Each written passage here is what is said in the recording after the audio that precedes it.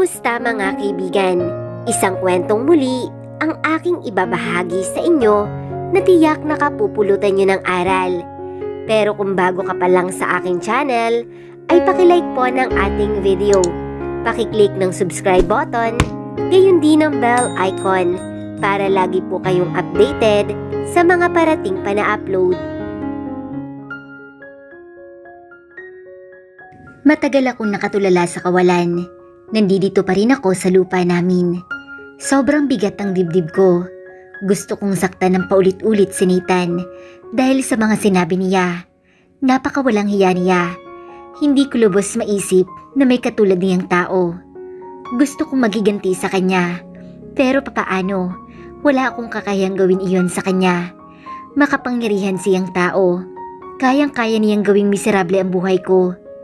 Napabuga ako ng hangin at nilinga ko ang aking paningin sa paligid. Wala nang bakas ng bahay namin dito. Isa na lamang itong bakanteng lote at ang taniman ni tatay natuyo na iyon. Muling pumatak ang mga luha ko. Papaano kami magsisimula nito?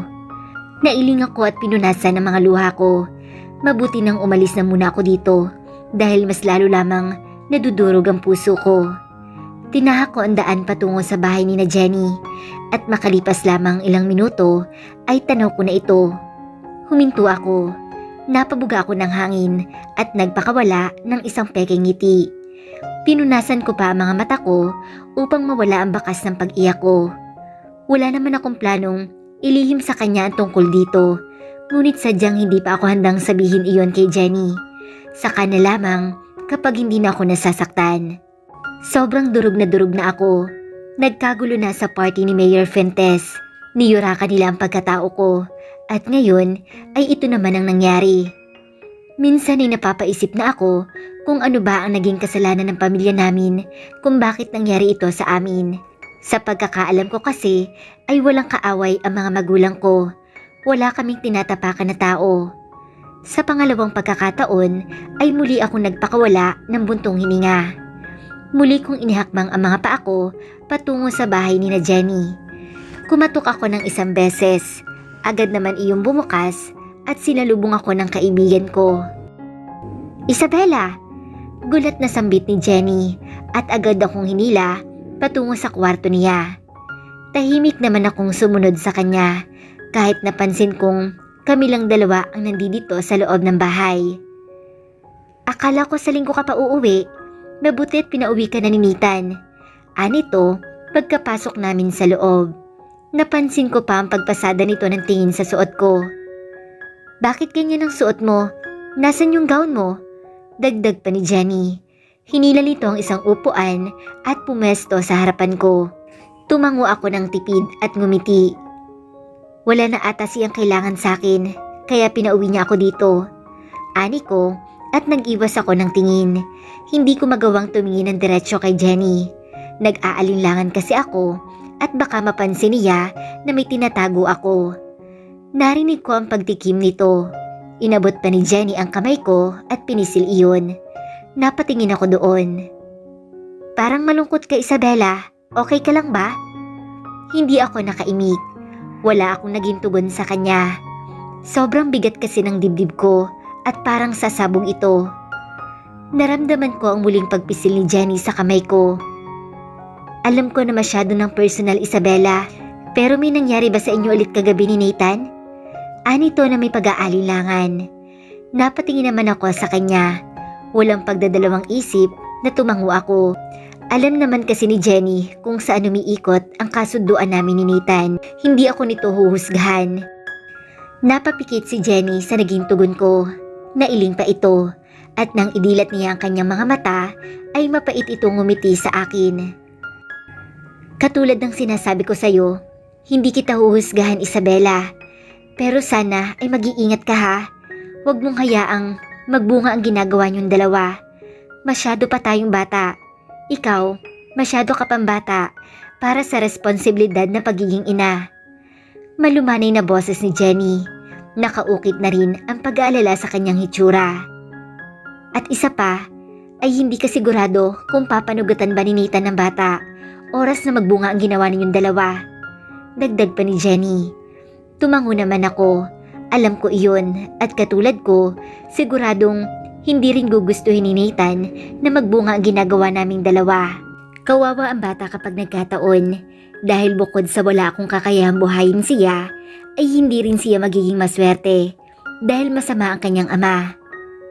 Isabela, muling kinuha ni Jenny ang atensyon ko. Mula sa malalim na iniisip ay napatingin ako sa kanya.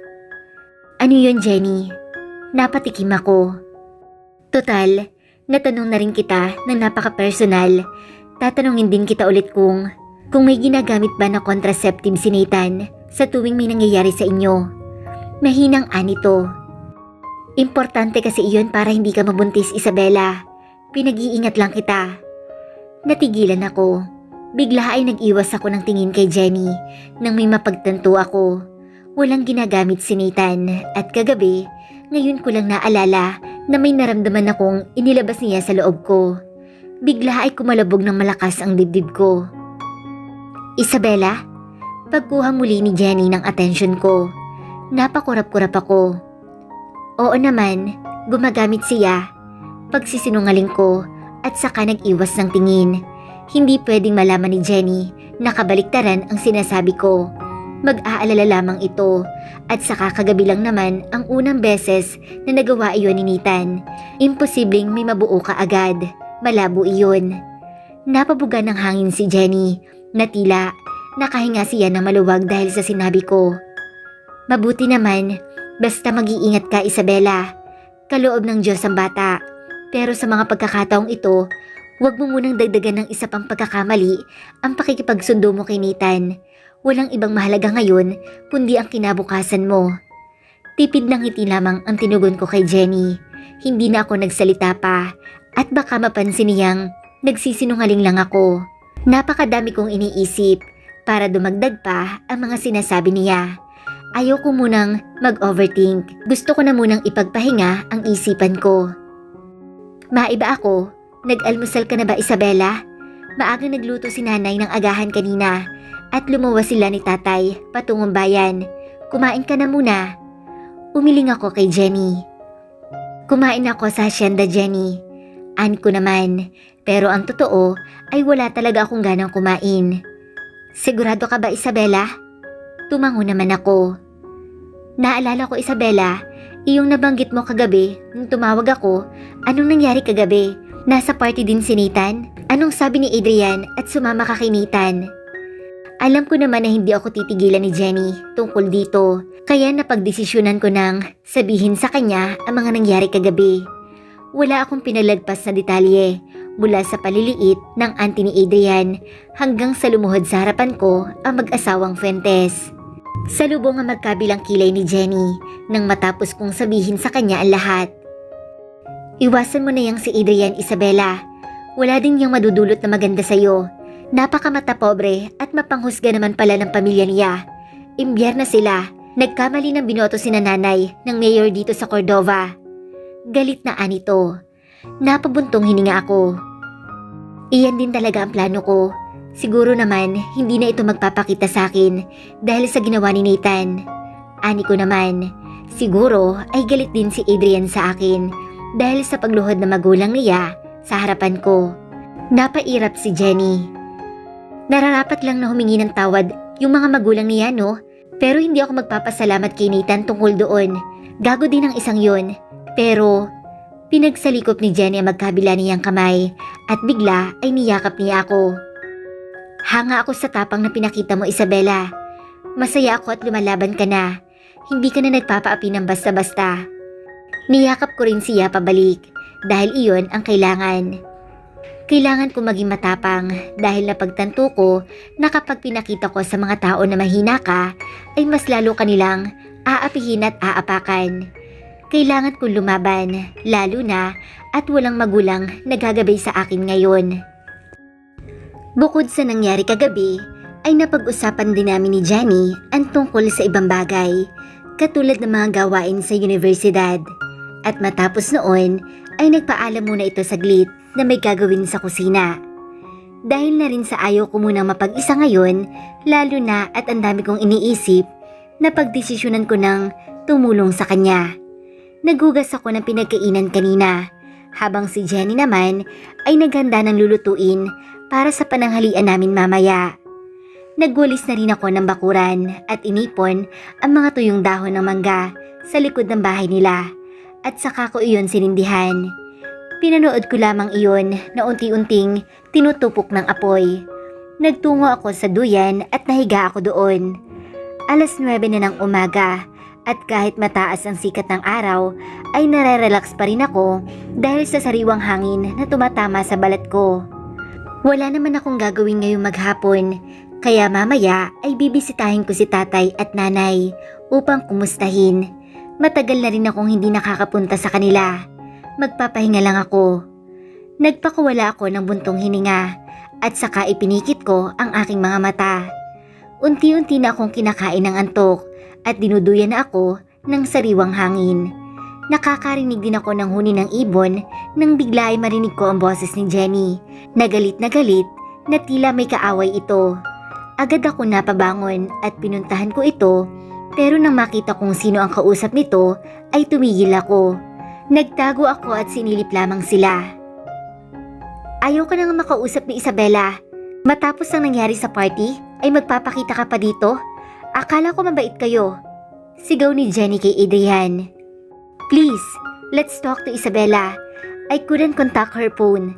Dinig ko ang pagmamakaawa ni Adrian. Nasa labas sila ni Jenny at hindi niya pinapapasok si Adrian.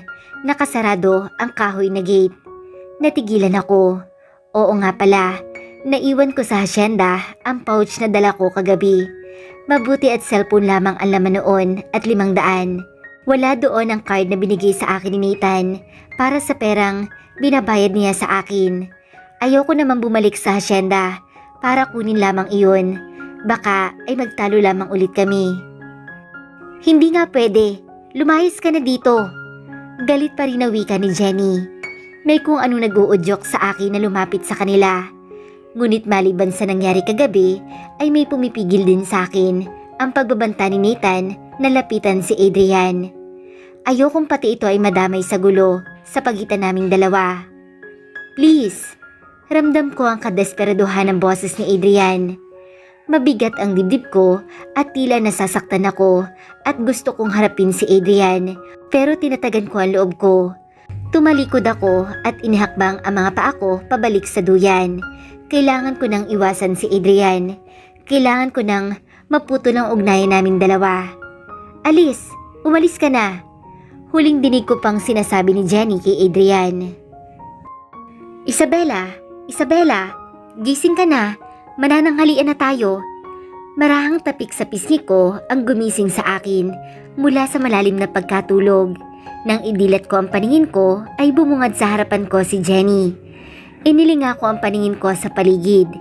Hindi ko na malayang nakatulog na pala ako dito sa duyan. Jenny, kagad akong bumangon. Kinusot ko pa ang mga mata ko at napahikab ako. Kakain na, ang lalim ng tulog mo kanina pa. Mukhang pinagod ka kagabi ni Nita na yun ah. Wala namang ibig sabihin si Jenny sa sinabi niyang iyon. Ngunit napaiwas ako ng tingin at naramdaman ko ang pag-iinit ng pisngi ko. Anong oras na ba? Ani ko at hindi inintindi ang sinabi niya. Mag-aalas 12 na, hindi ka ba naiinitan sa pwesto mo dito? Ang taas-taas ng sikat ng araw oh. Wika ni Jenny. Napasarap ang tulog ko, Jenny. Tumayo na ako mula sa duyan at sumunod na kay Jenny papasok ng kusina. May pinto rin kasi dito papasok sa bahay nila. Pumunta dito yung anak ni Mayor Fuentes kanina. Anito maya-maya pagkapasok namin sa loob. Tinulungan ko ito sa paghahanda ng pagkain sa mesa. Nilingon ko siya. Nakita ko kayo kanina. Hindi na lang ako nagpakita. Ani ko naman. Tumango si Jenny. Mabuti na yung ganun, Isabela. Pumesto na kami ng upo sa hapag matapos naming magsandok ng pagkain. Nilingon ako ni Jenny. Hindi sa nangingialam ako ha, pero bilang kaibigan mo, ang maipapayo ko lang ay layuan mo na rin yang si Adrian. Gugulo lang ang buhay mo. Tumango ako. Kahit hindi sabihin ay iyon naman talaga ang plano ko. Kaya mabuti na rin siguro na iwan ko ang cellphone ko sa asyenda para hindi na ako matawagan ni Adrian. Tahimik kaming kumakain ni Jenny. Hindi pa rin nakakauwi ang mga magulang niya, kaya kami lang dalawa ang kumakain sa hapag. Matapos noon ay nagligpit na kaming dalawa. Ako na ang nagpresentang maghugas at magligpit ng pinagkainan naming dalawa. Jenny, aalis pala ako ngayong hapon. Bibisitahin ko si nanay at dadalaw ako kay tatay. Paalam ko dito nang matapos ako sa ginagawa ko. Nasa sala ito at nanonood ng palabas sa telebisyon. Hininaan ito ang volume ng TV at lumingon sa akin. Gusto mo bang samahan kita, Isabela? Sakto rin at hindi pa ako nakakadalaw kay Tita Amanda. Pumayag ako sa sinabing iyon ni Jenny, lalo na at hindi naman ako makakatanggi. Tumayo na kasi ito at pinatay na ang TV. Mauna na ako maligo, Isabela. Hintayin mo ako ha. Anito at saka pumasok sa kwarto niya. Matapos maligo ni Jenny ay agad na rin akong pumasok sa banyo. Nagmadali ako at ayaw kong sayangin ng oras sa buong maghapon. Naabutan kong nasa sala na si Jenny at nanonood habang hinihintay ako. Sinanyasan ko ang kwarto niya at dali-dali na akong pumasok doon. Kumpara kay Jenny, nakadress at simpleng t-shirt naman na itim at fitted jeans ang suot ko. Pinaresan ko iyon ng puting sapatos. Naglagay din ako ng lipstick sa labi ko para hindi ako magmukhang maputla.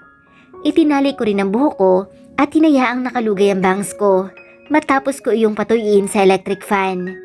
At katulad ng nakagawian, nagsuot ako ng face mask.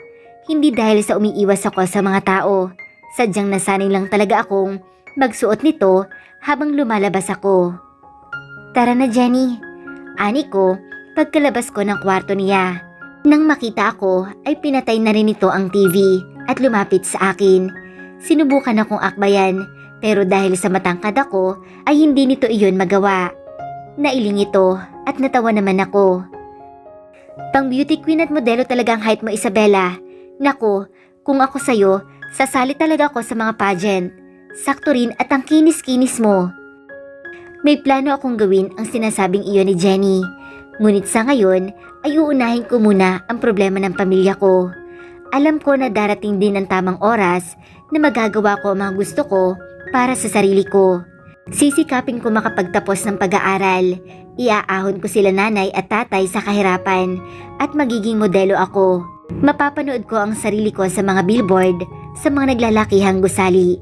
Makikilala ako ng mundo. Alam kong masyado pang maaga para sabihin iyon, pero itataga ko ito sa bato. Hindi ako titigil hanggat hindi ko nakakamtan ang pangarap ko. Darating din tayo dyan, Jenny. Nakangiting ani ko sa kanya. Wala namang masamang mangarap. Ang masama ay ang mang-api at manghusga ng kapwa mo. Aasahan ko yan, Isabela ha, at asahan mo rin na ako ang unang-unang magpapa-autograph sa'yo kapag naging modelo ka na. Kung gusto mo pa nga, ay ngayon pa lang magpapirma na ako sa'yo.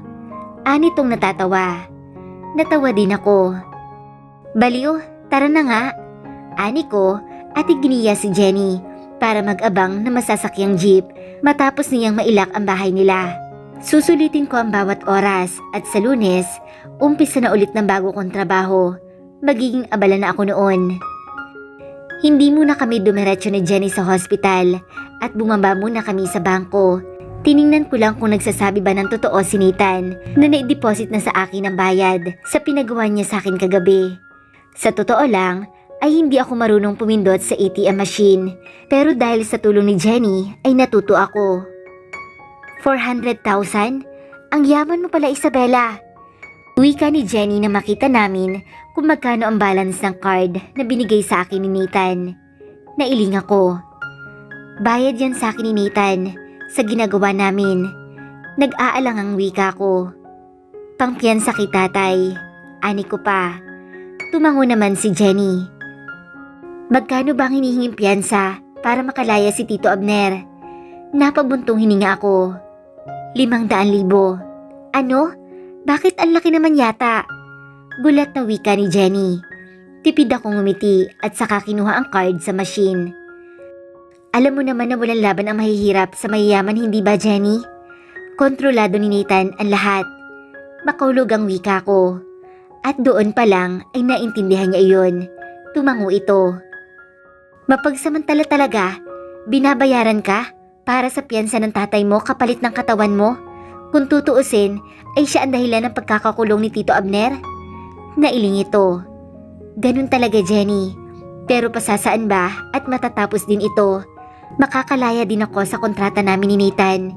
100,000 na lang ang kailangan ko. Konting kembot na lang yon. Pagkukumbinsi ko, hindi lang sa kanya, maging sa sarili ko rin. Iginiya ko na si Jenny sa sakayan ng jeep matapos kong mailagay sa bag ko ang ATM. Tutungo na kami sa hospital. Habang naghihintay ng masasakyan na jeep, ay napalingon ako kay Jenny nang marinig ko itong kumakanta. Anong pamagat ng kantang yan, Jenny? Ani ko, at bigla kasi akong naging interesado sa kanta.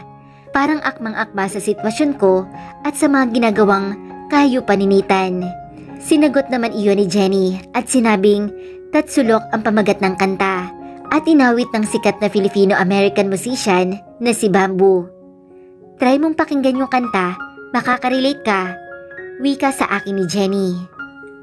Nakakatuwa ang pagbabagong nakikita ko kay nanay. Sa bawat paglipas ng araw ay bumabalik na ito sa dati. Tulog ito na maabutan namin ni Jenny. Mag-iisang oras na kaming nandoon sa private room ni nanay.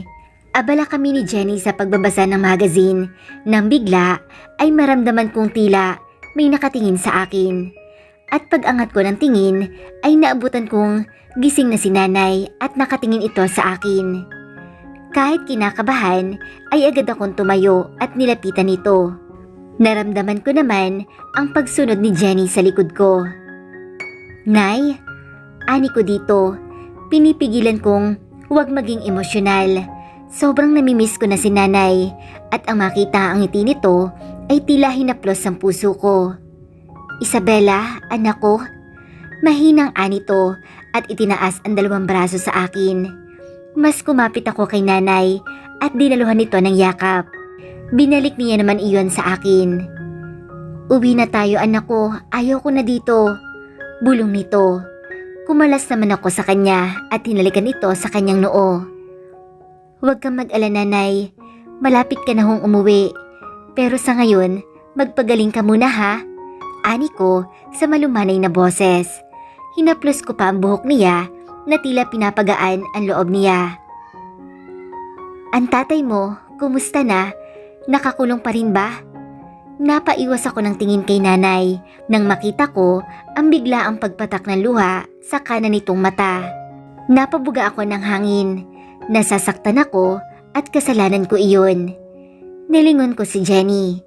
Tipid naman itong ngumiti at tumango sa akin. Ibinalik ko ang paningin ko kay nanay. Malapit na hong makalaya si tatay. Gumagawa na ho ako ng paraan. Huwag ho kayong mag-alala. Baka nga ho ay magsabay pa kayong dalawa. Pagpapalakas ko ng loob dito. Kahit na sa totoo lang ay nahihiya ako kay nanay. Dahil alam naman namin na kasalanan ko kung bakit nangyari ito sa pamilya namin.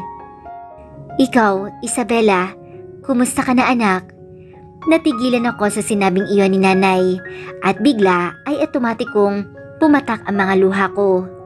Madalas akong kumustahin ni Aling Susana at Jenny, pero iba pa rin talaga ang pakiramdam na mismong magulang mo ang nagtatanong kung ano ba ang lagay mo.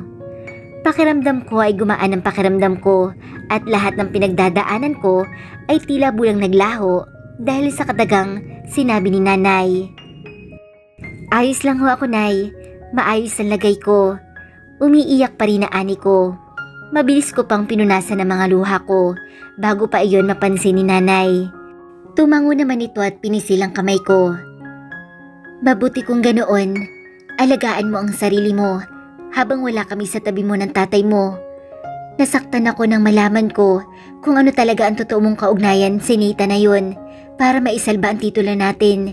Pero Isabella, iniintindi kita kahit ganoon pa yun kasakit. Napakapit ako sa kamay ni Jenny nang maramdaman ko ang hinanakit sa boses ni nanay. Parang dinudurog ang puso ko. Sobra rin ako nasasaktan sa mga oras na ito. Nay, kahit hindi mo sabihin sa akin, alam kong wala na ang bahay at lupa natin. Nang araw na sinugod ng tatay mo, si Nathan, alam kong mawawala sa atin ang lahat. At ang hindi ko lang matanggap ay pati ang kainosentehan mo ay kinuha niya. Napahagulhol si nanay. Agad naman lumapit si Tanya at pilit itong pinakalma. Maging si Jenny ay umalalay din. Tita Amanda. Nay, tama na po. Baka makasama sa kalagayan ninyo. Ani ko at niyakap ito. Patawarin mo ako, Nay. Kasalanan ko ang lahat ng to. Bulong ko habang wala nang tigil sa pagpatak ang mga luha ko. Naramdaman ko ang pagtango ni nanay. Pinapatawad na kita, anak. Hindi mo pa man hinihingi iyon, ibinigay ko na iyon sa'yo. Mahal na mahal ka namin ng tatay mo at tanging pakiusap ko lang sa'yo, huwag ka nang lumapit kay Nathan na yun. Layuan at iwasan mo siya kapag nilapitan ka niya. Hindi siya makakabuti sa'yo. Natigilan ako. Hindi ako nakaimik. Kumalas ako sa yakap niya at napatingin kay Jenny. Maging ito ay hindi rin alam kung ano ang sasabihin. Napatungo ako. Iyon ang kahilingan niya at parang hindi ko kayang gawin. Kailangan ko pa si Nathan.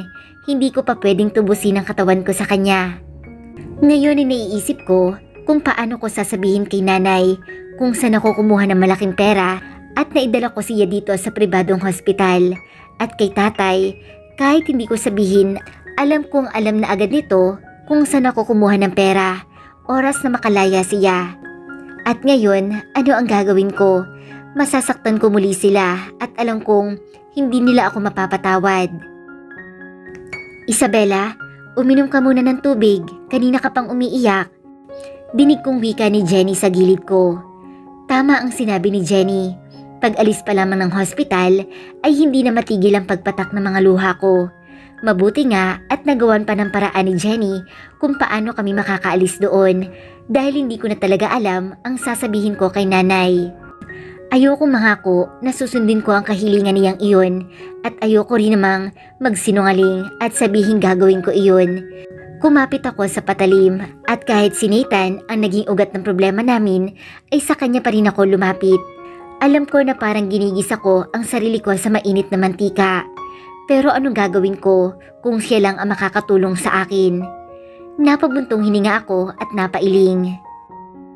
Jenny, anong gagawin ko? Paniguradong kamumuhian ako ng magulang ko kapag nalaman nila na hanggang ngayon ay may kaugnayan pa rin ako kay Nathan. Nag-aalalang tugon ko. Oo nga, at nasabi ko noon sa sarili ko bago ko pa gawin ang plano kong paglapit kay Nathan na ayos lang na madismaya ang mga magulang ko dahil wala na namang bago. Pero kanina, nang makita ko ang pag-iyak ni nanay at ang sinabi nito na iwasan ko si Nathan, ay parang dinudurog ang puso ko dahil alam kong masasaktan sila sa ginawa kong ito. Naramdaman ko ang pagyakap sa akin ni Jenny. Magagalit sila sa iyo, Isabella. Panigurado iyon. At maging ako rin ay mali ang tingin sa ginawa mong desisyon. Pero naiintindihan ko na wala ka ng ibang makakapitan pa. At katulad ko, alam ko maiintindihan nila ang ginawa mo. Napatungo ako. Maiintindihan nila ako, oo. Pero alam kong madudurog sila. Napabuga ako ng hangin at nilingon si Jenny.